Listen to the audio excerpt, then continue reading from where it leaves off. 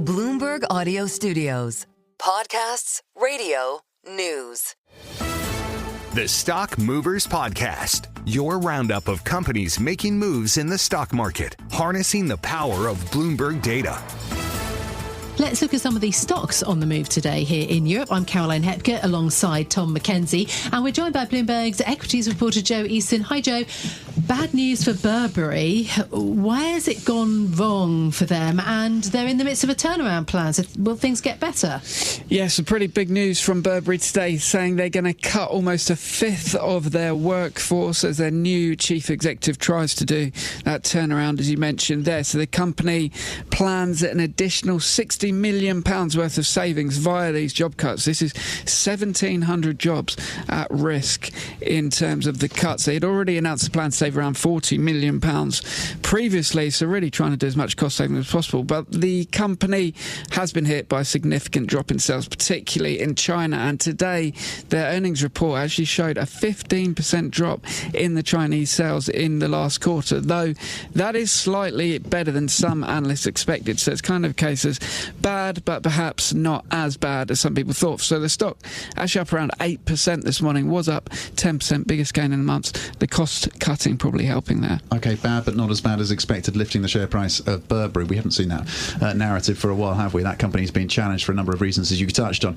Meanwhile, it's not full steam ahead, it doesn't seem, for Trainmaker out. Did you see what we did there? Alstom. The biggest losses on an individual stock basis so far in the session is coming through for the French Trainmaker. Derailed, I'll go with. So Alstom derailed, the stock down as much as 17% today, so not full steam ahead. That company is basically suffering from a massive outflow of cash and therefore not doing their dividend. Now, according to traders I've been chatting to, the actual numbers looked okay in terms of the order backlog and that kind of thing, but it seems the story here is that given this is a company that's got a massive debt load and they've really struggled with the higher interest rates, so that does seem to be weighing on them at the moment, because the actual underlying demand for their trains, people will recognise Alstom's name because I think they do some of the tubes here in London as well. Actually, the backlog in terms of the orders not too bad, but really seems to be suffering from their payments on their debt, therefore that feeding through into dividend, therefore the stock down 15% today.